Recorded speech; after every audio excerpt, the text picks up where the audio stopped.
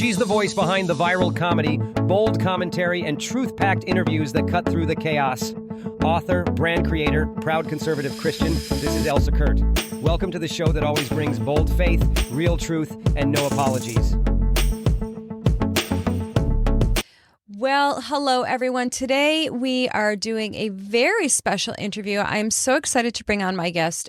She is Dr. Joyce D. Nash, and she is a pioneering clinical psychologist, health communicator, and award-winning author whose multi-decade career has focused on empowering people to understand their behaviors and to heal from emotional wounds and reclaim agency over their lives. That is so huge. And in her latest book, Realizing a Dream, Finding Passion in a Career, Dr. Nash shares her deeply personal journey of transformation and the lifelong pursuit of meaning, bringing together her professional expertise, her resilience, and creative voice. And she now continues her work through writing and community engagement, speaking candidly about neurodivergence, chronic illness, trauma, and radical care. Dr. Nash, it is so nice to have you here. Thank you for joining me. So glad, Elsa. I'm looking forward to talking to your audience. Thank you very much. So you hit on some topics that I especially love talking about, but I want to talk to you a little bit about you primarily and your book and that whole process. So I would love to know your journey into earning not just one, but 2 PhDs. That is really inspiring, especially for a academic slacker like myself. So tell me a little bit about that, would you? Well, I started my education really early on as a child, watching other children go into school, and I wanted to go into school, but I wasn't old enough. I finally got there, and the rest of the story for that is in my memoir, Realizing a Dream. But when I got to high school, I wanted to go to college, but there wasn't enough money in my family for that to happen.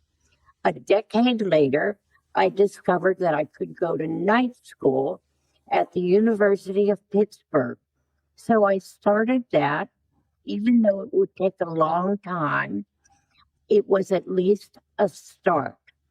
Then a professor said to me, "You really ought to quit night school and go full time."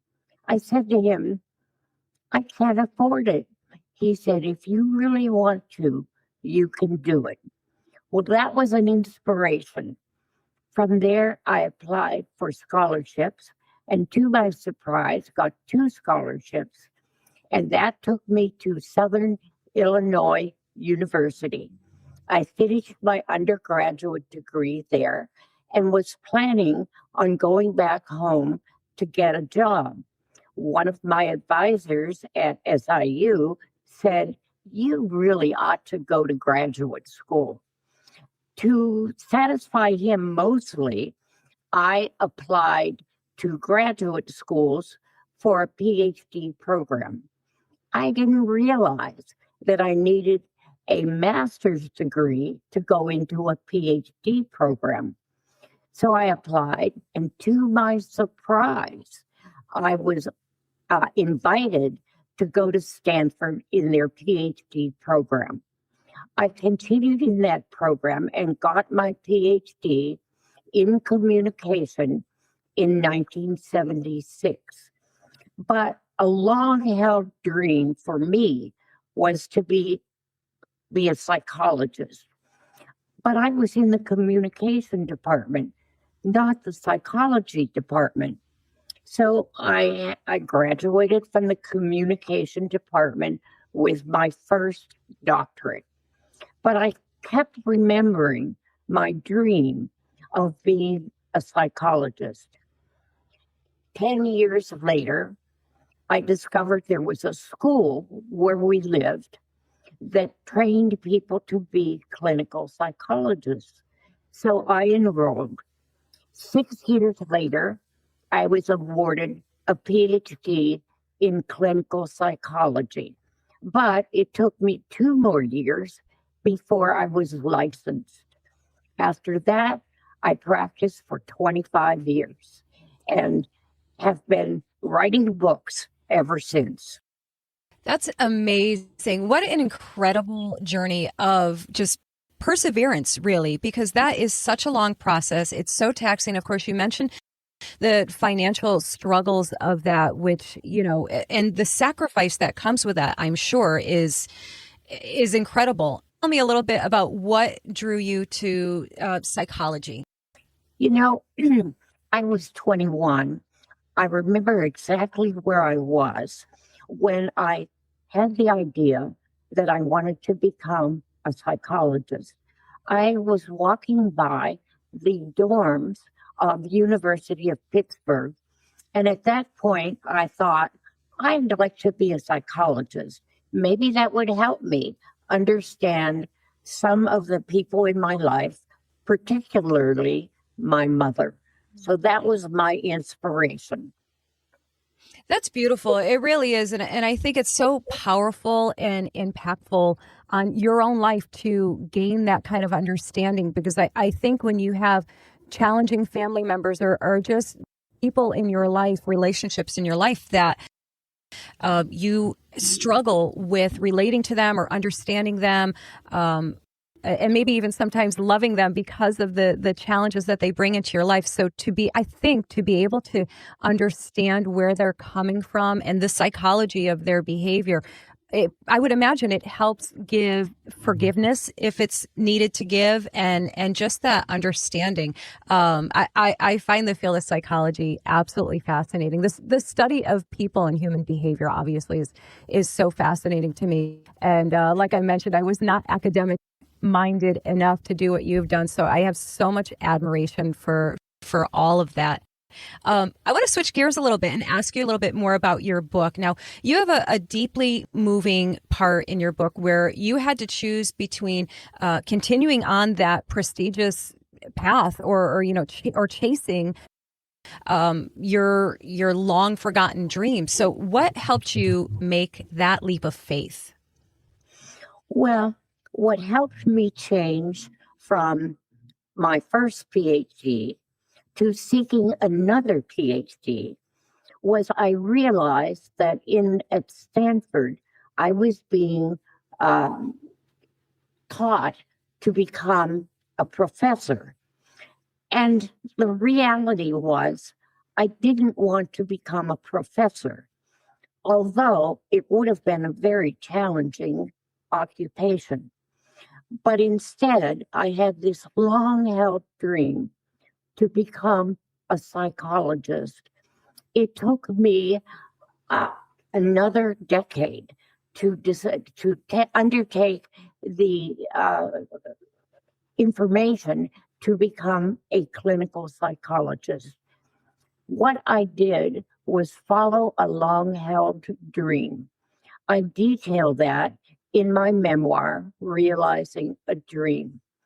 And so the memoir really reveals a lot of personal things. And when I first thought about writing a memoir, I had to decide, did I want to reveal so many personal things? I thought about that a lot.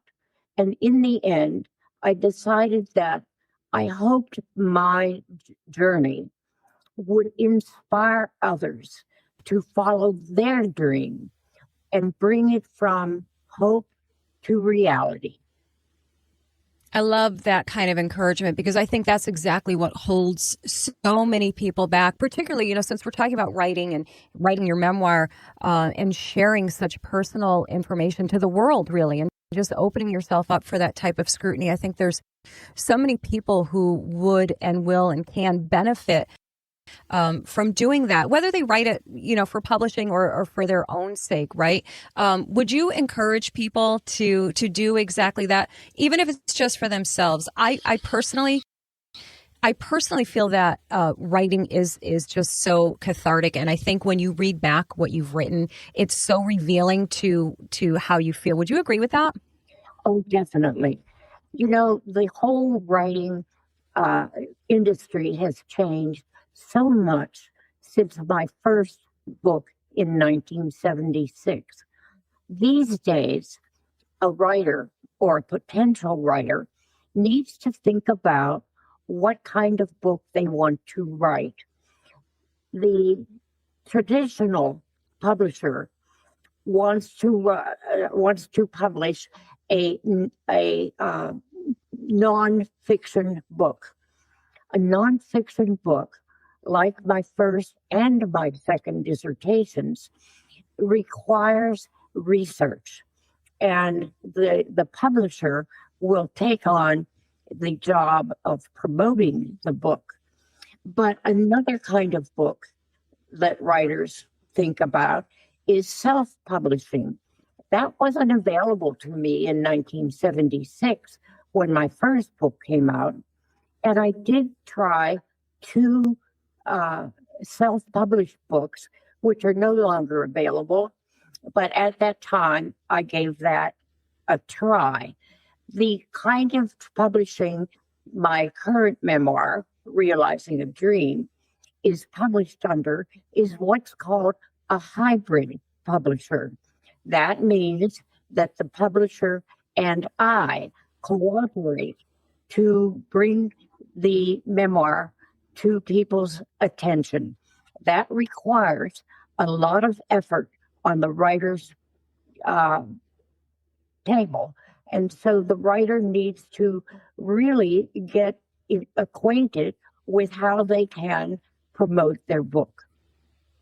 Yes, that is so true, and you're so right. The industry and the options have changed so dramatically. You said you wrote your first book in the 70s, so I mean the changes that have happened since then, and I think it was probably so much harder then to get published because these options weren't even available then. But I agree with you so much that, you really, as a writer, if you're going to self-publish in particular, you really you owe it to yourself to learn all of these aspects and understand what you're getting into and these options and what they mean. I know there have been people who, and I know you'll know this term, maybe some of our viewers won't, but the pop-up of like vanity presses, really caused a lot of harm to novice writers and prospective authors who kind of got taken advantage of. So knowing, what you're doing and what you're getting into.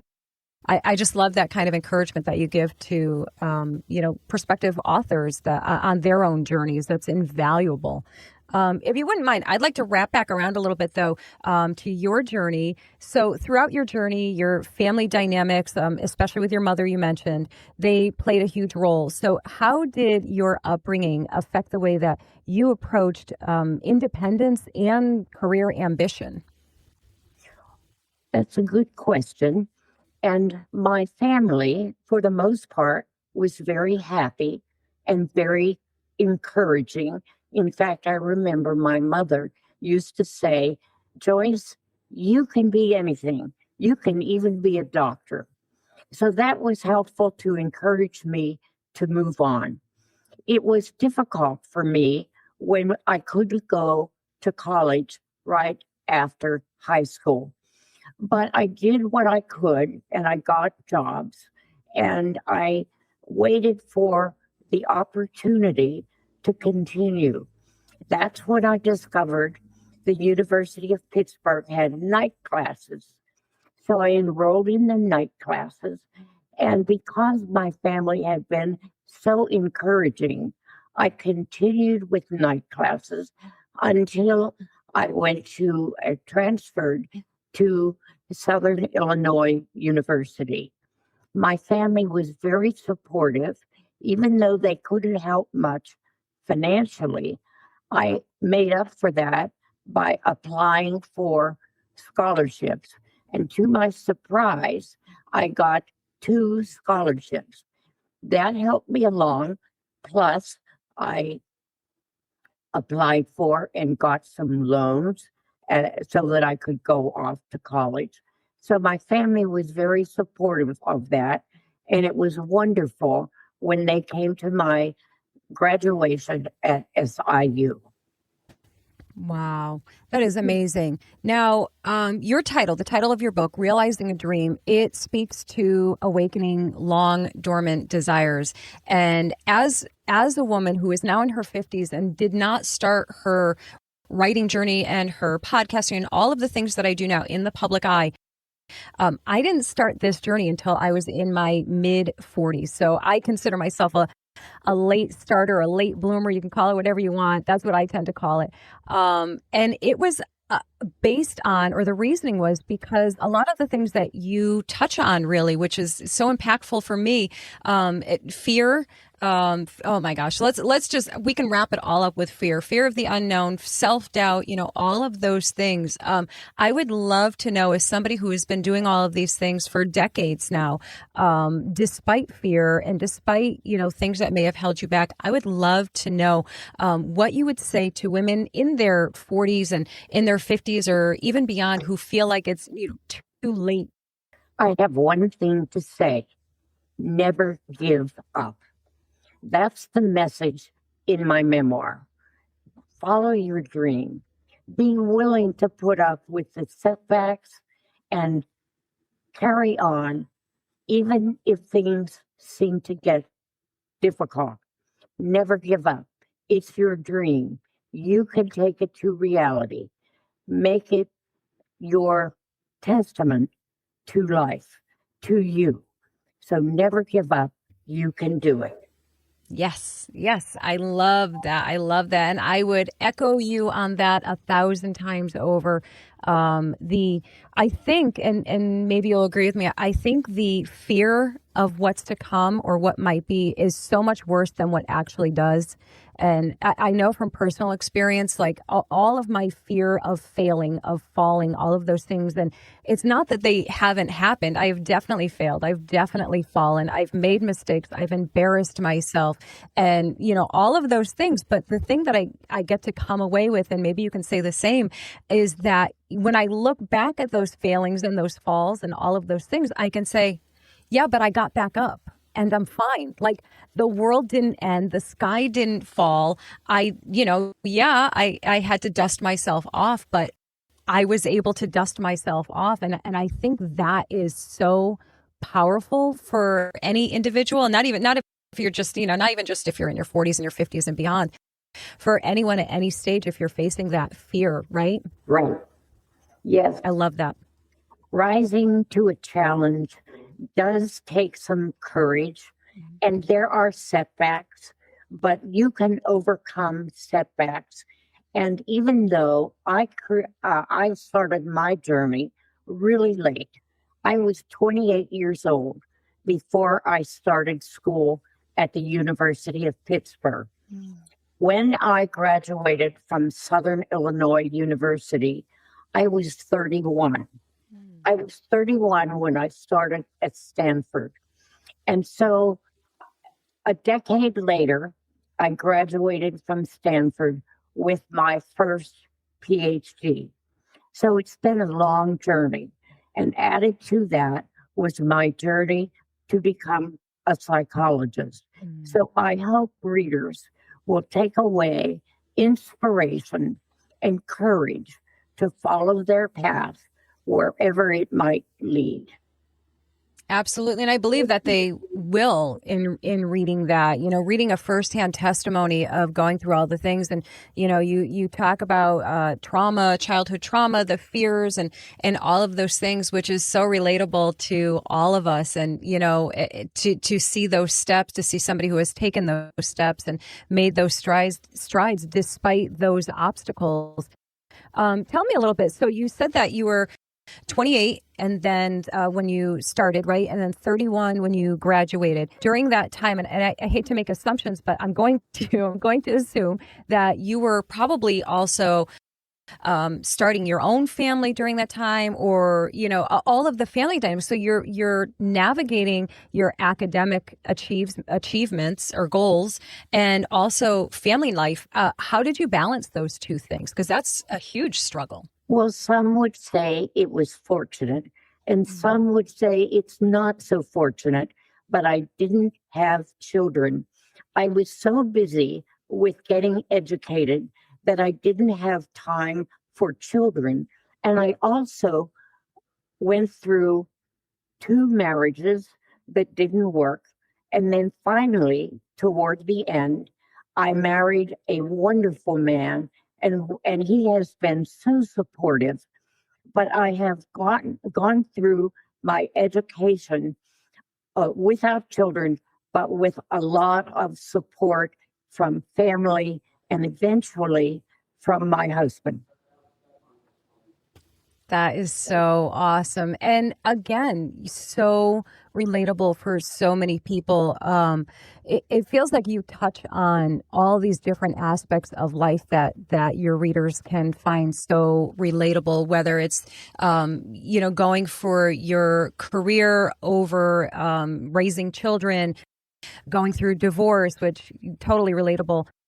All of those experience lends so much insight, and I think it's always more valuable hearing somebody's story and journey who's been through it, and, not rather than somebody who has not been through it. You touch on working in a morally questionable firm early in your career. So how did that experience influence your ethical compass and then later your professional choices? Because that's a challenge that also a lot of people face. My first job was in a small firm, only 2 people, actually. And I came to realize that these people didn't do what I thought was an ethical job. They offered the opportunity for applicants to get a support from a bank, but they offered to do this by going out to the property and evaluating it. Almost never did these lead to a mortgage. So I didn't like the kind of thing that first job introduced me to. I was only 18 and I didn't know much about business. So when I got into that first job, number one, I didn't know how to dress professionally. And then as I observed the goings on of that firm, I realized that what they were doing, I thought, was unethical. So for that reason, I resigned from that job and tried for another job. That's actually really bold because you're stepping into a lane where you have some financial security, and to choose your moral compass over that paycheck. Since you were 18, correct? Yes. Yeah, that's wow. That's amazing. I want to ask you about this. There's a scene where you overcome a deep-seated fear to perform in an operetta as a child, which that alone, I need to hear more about that, because that's wow in itself. What advice would you give to someone that is paralyzed in fear, rooted in early life experiences? It sounds like you've read the book, and I thank you for that. The time you are referring to was about when I was 10 years old, and I was afraid of singing. But the local people, the priests and the nuns, were going to put on an operetta. They wanted me to sing solo. Oh my God, that was so terrible, so frightening. As a 10-year-old, I heard their encouragements, but it was still very frightening. I think for people who are afraid, they need to dig deep, find their dream, and be willing to push through the fear. There's a book, an old book, called something about pushing into our fear. In other words, getting that gumption that you have and pressing forward. It turns out for most people, the fear is more imagined than real. Yeah, there's like a whole psychology to that too, right? That happens that you actually have to, almost verbally switch off in yourself, and tell yourself, right? Right. Right. It takes Wild. courage. And there is a lot of psychological research on this topic. But what happens for a lot of people? They imagine things that are going to happen and they become afraid of what could happen. Most of the time, those fears do not materialize.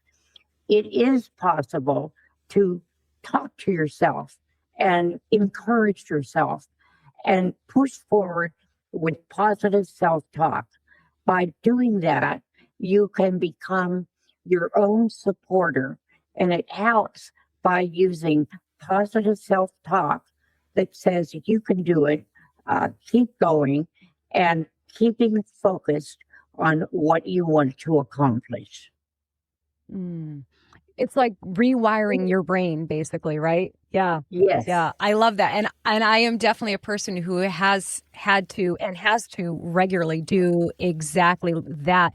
And the wild thing to me, Joyce, is when you start hearing, you're really listening to yourself and the things that you say to yourself, like so many other people, I think, in the world, that we have a tendency to self-sabotage with the thoughts in our own head. Like, instead of saying, oh, you just made a mistake, that's okay, move on from it and try again, you're like, I'm so stupid, and these are the things, and you're literally training your brain to believe that you're stupid, right? Right. When we criticize ourselves like that, we become our own worst enemy. It's really important to keep that negative self talk suppressed. And you do that by thinking more positive things. In other words, focusing on what you have achieved and your ability to do that. So, focusing on that kind of thing helps with self talk, remembering your goal and using that goal as a incentive to keep going. So I'd say be careful. Don't get into self criticism. There's enough criticism in the world. You certainly don't need to do it to yourself. Take courage. Keep focused on what you want to achieve and tell yourself, I can do it. I love that. I love that. And it goes so far beyond, people like to talk about affirmations and, just like we're talking about, and we forget how truly important and life-changing it is to do exactly that. And I think if people look at all of the people, I don't necessarily want to say successful people, because that's probably relative. But, if you look at somebody who is doing something that you aspire to do, imagine yourself doing that instead of saying, I'll never be able to do that. I'll never be as good as them. How about, okay, that's just my model of what I want to do. So I think, I have to echo you. The things that we say to ourselves are so profoundly important and life-changing and can actually help us get on that path that we want to be on. You mentioned something about reading a moment ago, reading a book or a book that you had read. I see in my notes here that you mentioned that people often joked that you couldn't do anything without reading a book about it first, and that is so much of your story is so relatable. I was always, teased and kind of actually got yelled at as a kid because I always had my nose in a book. Like I never not had a book. Tell me a little bit about that, please. I have always loved books. In fact, when I was about 6 or 7, we lived in a second floor apartment, and across the street was a library. My mother took me over to the library one day, and I fell in love. She took me to the section on children's books, and I stayed there. And I went back on my own repeatedly.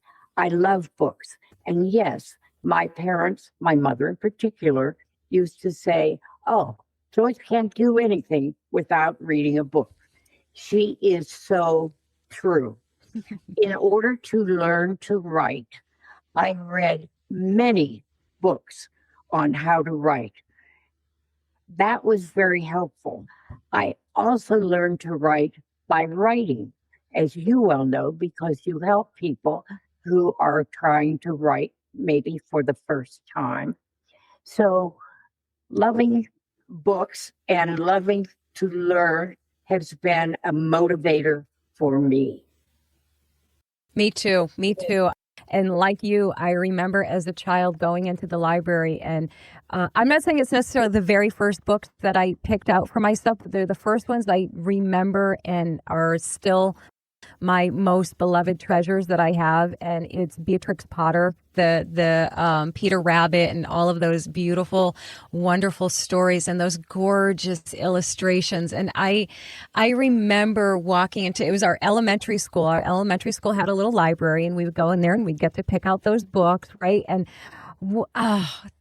Joyce, you brought back the memory of that right now. And like my heart is so happy thinking about that, and just going and getting to looking at all of those titles lined up on the shelves, and knowing that there was, some kind of magic or mystery or information inside those books that was just waiting for me. And I have never lost that affection for books. And I think you just gave one of the absolute most important bits of advice for new and aspiring authors when they ask, how do I become an author? What do I do? And you said it right there. Read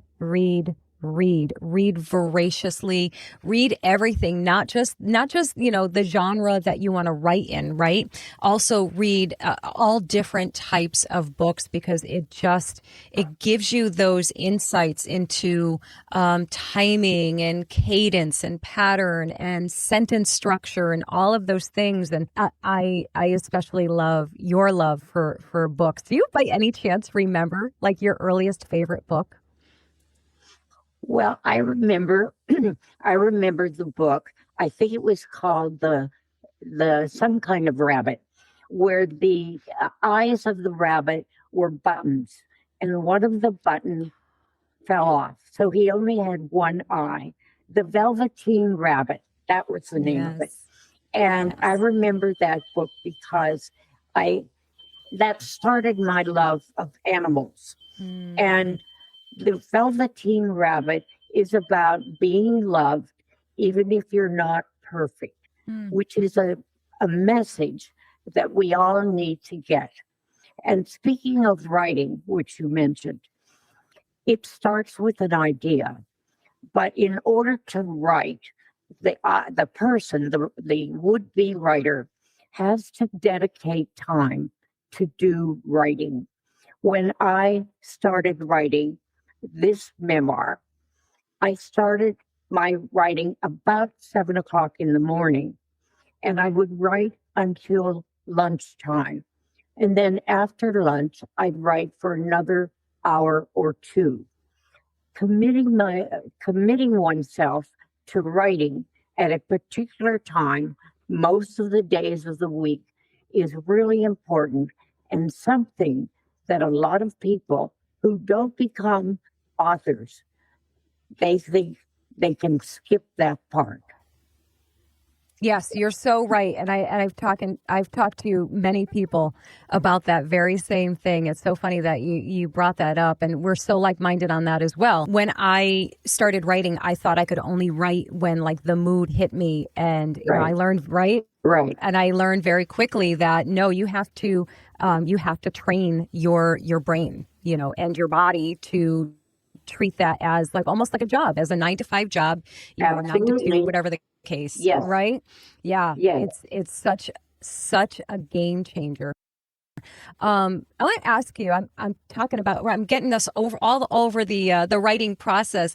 I want to talk a little bit more about the things inside your book that people will really resonate with, and in particular, listeners or readers that are navigating chronic illness or trauma.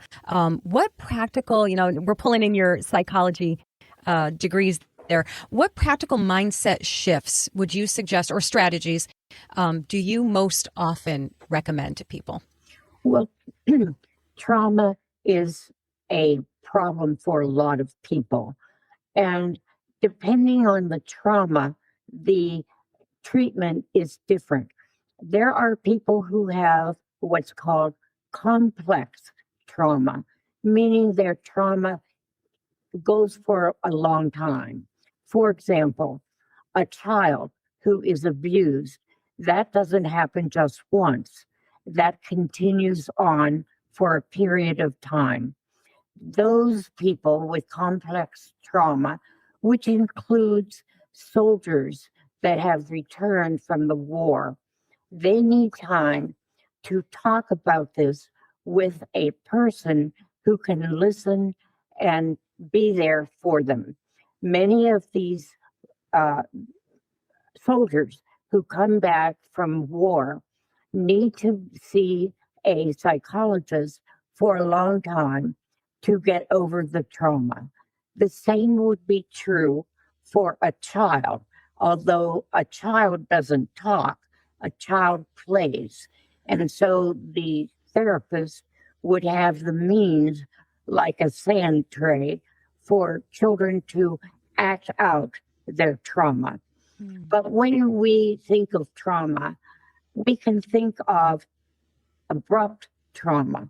For example, some years ago, we were driving up a mountain, and coming down the mountain was a van that turned over almost in front of us. It turned out that this was a van of people who were mentally ill, and the driver had lost his brakes, and the only way he was able to save it was to go up on the drive up on the opposite bank and turn over the van. He did that, and he and the other occupants were able to get out the back door. This was a trauma that he had to deal with. At first, he couldn't even talk about it. I was there, and I went up to him and just was there present with him, so he wasn't just present with the trauma. When there is what I'll call an accidental or a short term trauma, it's helpful to talk to someone who understands trauma. That's likely to be a psychologist or a therapist of some sort. And in a safe space, they have to talk about what happened, their feelings, and so forth. So trauma is something that needs the ability to review it. It's sort of like eating a large dinner and needing to digest it a little bit at a time. That's like trauma, eating too much and then being able to consume a little bit at a time. That's just an example of an analogy. But the trauma itself is too big to get over in a quick way. Little by little, that trauma gets incorporated into the mind in a way that is helpful. There are therapies that help people recover from trauma, and one is EMDR, or eye movement sensitivity and retraining. I'll tell you about that some other time, but it's a very helpful for trauma. It's just amazing the advances that have come over the years in helping people through trauma, through, life's difficulties that, obviously shape every aspect of who we are and how we operate and function in the world. So I have great admiration for the work that you do and you've done for others. And now, of course, through this book and just, this whole other avenue. And I'll quickly mention too, you have multiple, is it 10 books? I think 10 books you've published, yes, correct? Thank you. Yeah. The memoir is you're my so welcome. 11th book. The 10 books I have written before that are all traditionally published. And I told you what that means. The publisher takes the responsibility for publishing and promoting the book. So my first 10 books, the first one was published in 1976. The last one was published 2 years ago. So I have those 10 books available to see on my website, which is joycenash.com. And I have more information about my memoir on the website. So I encourage your listeners to go to my website and read more about all of my books. You took the words right out of my mouth. It's like you knew I was going to ask you to share with everybody that information so they knew where to find you. And by the way, your website is beautiful. It's a wonderful website. And, and your books, they're all in my to be read list. I don't know if you're like me. I have a very long to be read book. We call it the TBR, right? Our TBR list and those are in it too. I look forward to reading those because they are clearly a wealth of insight and inspiration and information, of course, on just, tools and tips to improve your life in various ways. So I think that's absolutely wonderful. And I so applaud you on your incredible, illustrious career and your prolific authorship, just incredible. And again, I'll use the word again, such an inspiration. Do you have any last message you'd like to give to our viewers and our listeners to help them on their journey? Well, the most important thing is don't talk yourself out of a dream. Have your dreams. Follow your dreams. Of course, we all have dreams. But usually there's one that stands out. Be willing to take that dream under your wing, so to speak, and follow it wherever it goes. Be willing to sacrifice certain things like time to get what you want. So take your dreams, follow them, and take them from hope to reality. I love that. That is beautiful. Dr. Joyce Nash, I cannot thank you enough for joining me for this wonderful interview. I enjoyed spending this time with you so much. I look forward to reading your other books. And for our viewers and listeners, of course, I will be putting all of those links in our show notes. And I thank all of you for watching. And we will see you guys in the next episode. She's the voice behind the viral comedy, bold commentary, and truth-packed interviews that cut through the chaos. Author, brand creator, proud conservative Christian, this is Elsa Kurt. Welcome to the show that always brings bold faith, real truth, and no apologies.